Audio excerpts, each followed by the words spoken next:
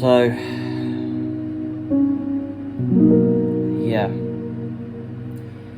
So, for those who do not know, 2 weeks ago, I lost Vega.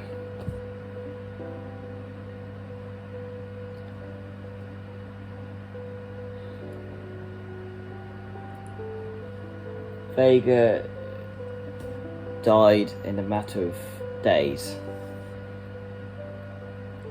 When I recorded that video of him sleeping, he started doing that a bit more often, and he started to sit on the floor. He was refusing to move, and then he only came up for food, and then on Wednesday he then just died about a couple of weeks before the beginning of September.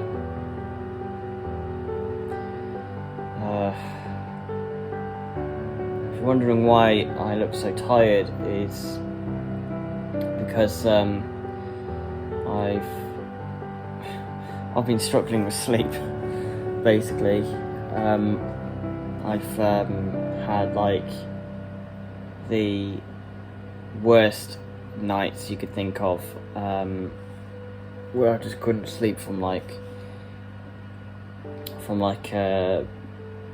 really silly night, really late nights and things like that. I just couldn't sleep at all. Vega kept me going, basically, and he was a strong boy, actually. He was the strongest I've ever known, but Artemis was the biggest blow, especially Athena, but Vega kept me going, and that's basically what made me go slightly downhill, because my mental health was hanging on to him as much as I could, and when he died, I just fell apart. I literally just physically collapsed. I just wasn't eating properly. I wasn't sleeping properly, as you know, and it's just been so hard. I've been constantly rammed with so much shit that you have no idea from my point of view. So it's been a very difficult few months indeed, but losing Vega a couple of weeks ago was just, I don't know. So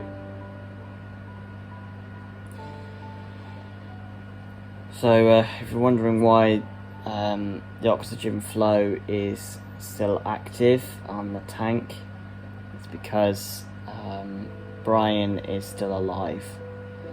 Now, we identified what caused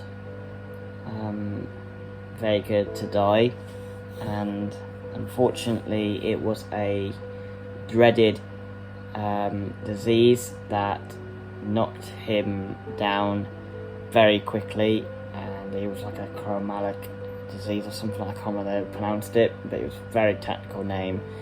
But basically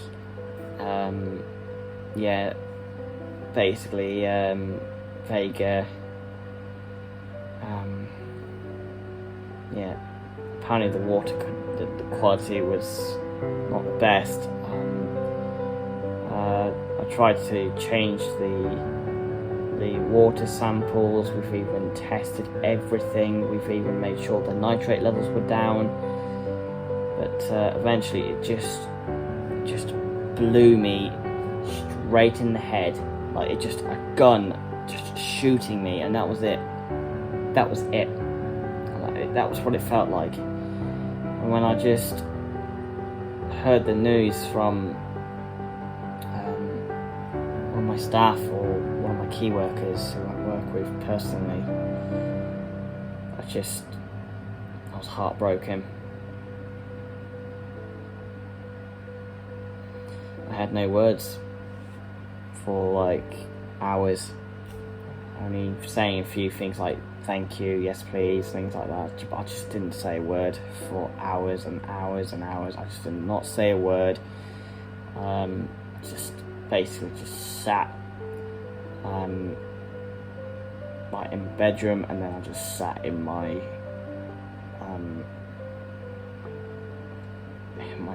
in my lounge, just silent, not said a word, just nothing. And that's what, you know, gave me the biggest impact. I just lost Vega.